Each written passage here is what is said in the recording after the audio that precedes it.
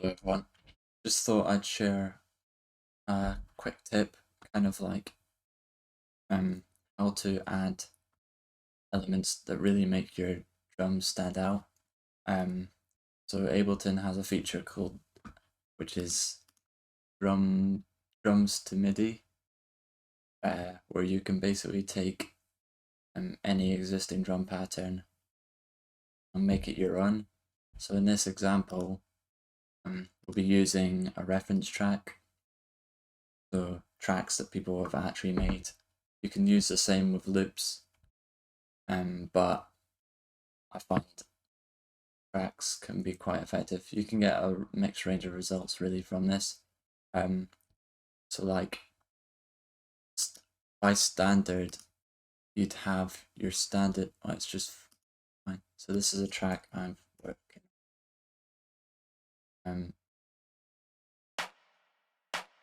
Take your clap.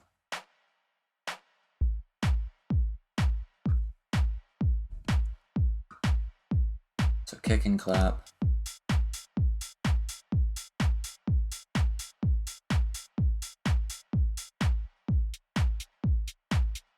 And one of open or closed hat on the offbeat. Like that's what I'd refer to as like your basic drum groove. So like obviously to add more groove, you kind of want kind of more elements. So like with hats,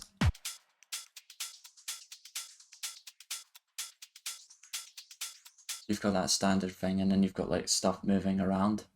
So that's kind of what you can do with the drums to MIDI feature. So what I would do is I would basically drop a track in and line it up so it's on the grid. So I sunk this one to 126 because I don't think it was at that tempo. So you want these drums from the original track to be in time so that when you use the algorithm, which isn't perfect, it more or less does it in time with their track and yours.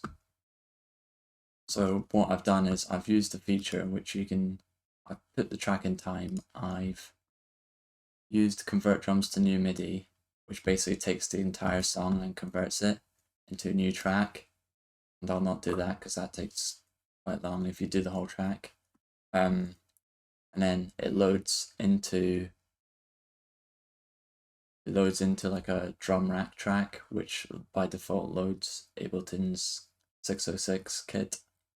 But what I've done here is I've kind of, from the original, the algorithm isn't perfect, so like it detects, I think it was based on rhythm, but I think it's also split across frequencies. So like typically it will detect it'll normally detect kick, snare, and hats. And like as you can probably see from this is where there's no kick, and then the kicks come in. And what I've done is I've chopped it into the segments that I think work, because as the track gets busier, and this is like a minimal house track by Joko, so as like there's more bass and synths and it gets like more busy, the algorithm finds it harder to detect.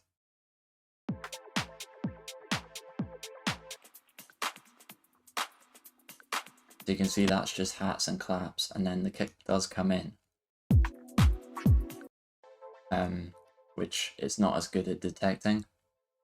So if I just like jump to from the patterns,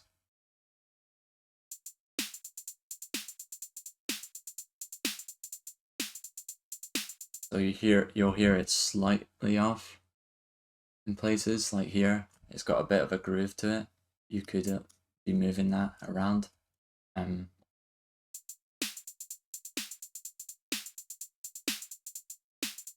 I find that its best use is for hats. So if you have your standard pattern,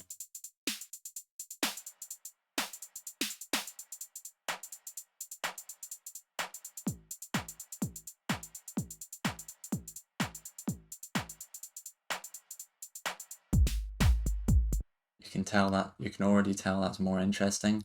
I'll just move it here.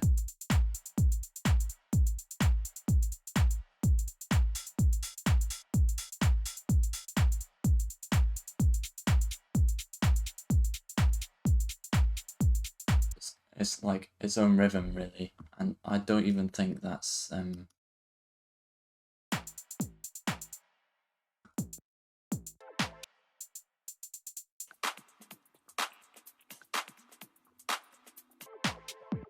so like I'm pretty sure it's based on like frequency. So this intro loop isn't just hats, claps. It's got like perks as well, like glitchy perks. So what this algorithm's done is it's picked up the hats and the perks and made it into this hat rhythm is different from that hat rhythm, if you get what I mean.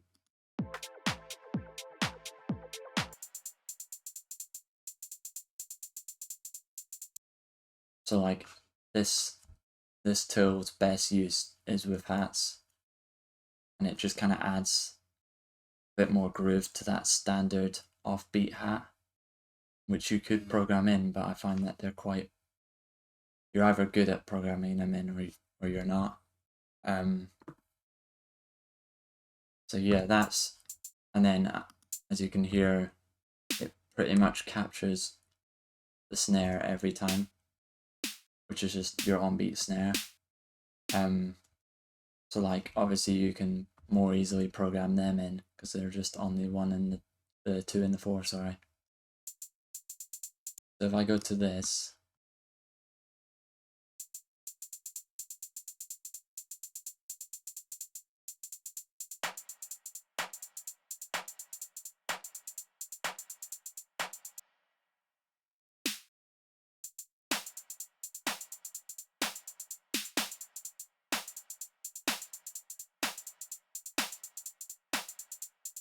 I've just quantized the snares.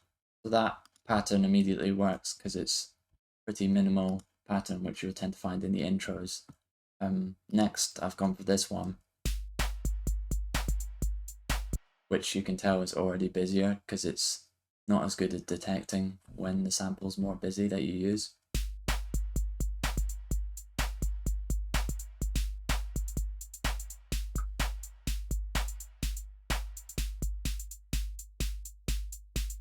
I'll just keep the clap in because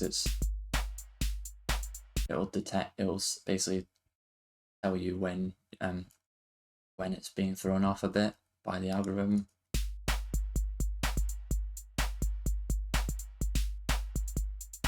So you can see here there's a lot of like passing notes with the snare, which is quite interesting.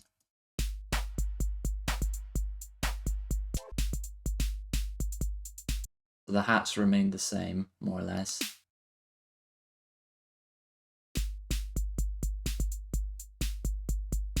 I normally mute the kick.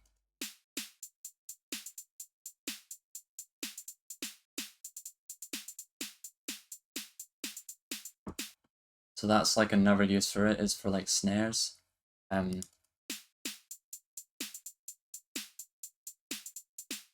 Like snare builds and snare fills and stuff.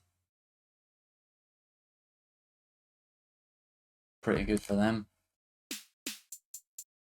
And if I just unmute this,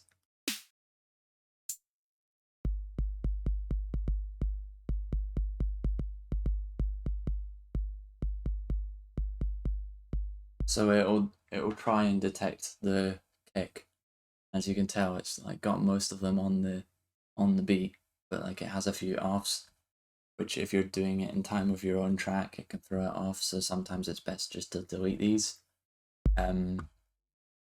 But something I've done later in this example is you can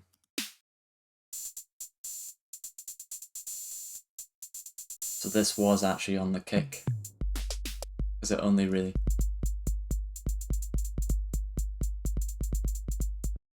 but you can play around with obviously what instrument it goes on.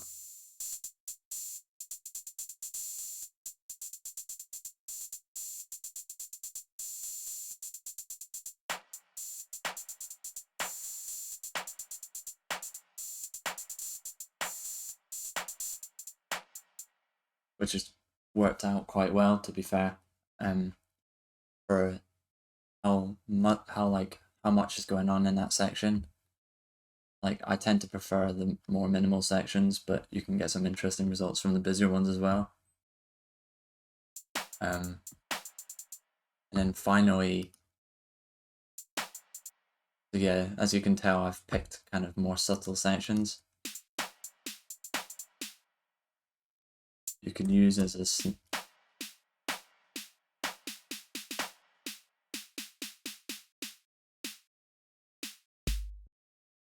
snare build.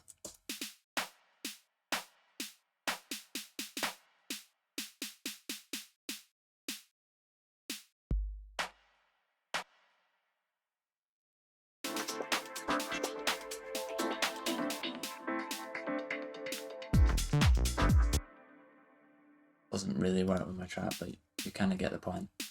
You can use it as a snare build. Something else. And finally, like, if you don't want to use the rhythm that it's basically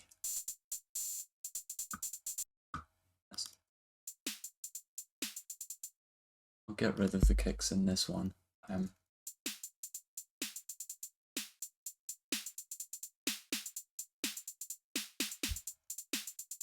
So as you can tell, that's very offbeat.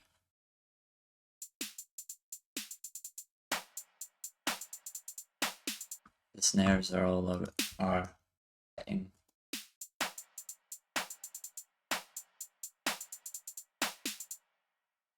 get rid of them.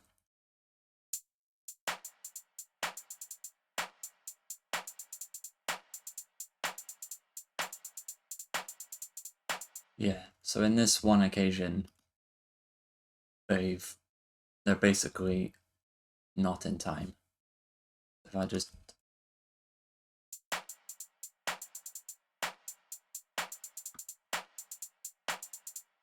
so in this occasion,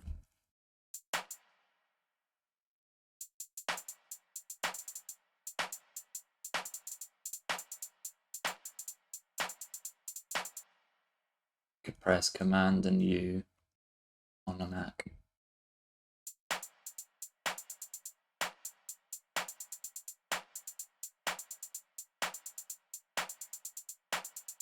And that will snap it to the grid and make it more in time if you feel it's drifting.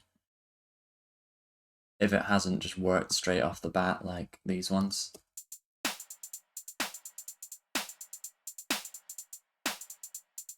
It basically depends on how well the algorithms captured the original rhythm, which is why the track or loop you're using should be in time if you're wanting to use these elements to add to your existing track.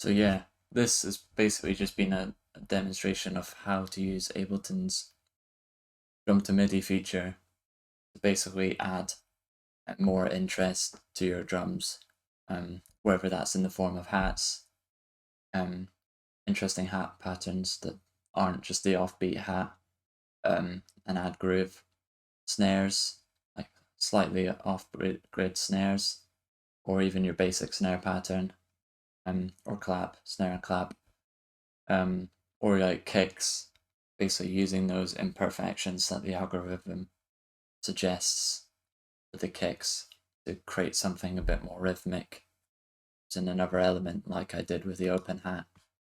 So yeah, the choice is pretty much endless, and if you're ever lost for drums, I'd highly recommend just using reference track and then using that feature, or using a sample like a loop and taking the rhythm from that loop and using your own elements, make it your own.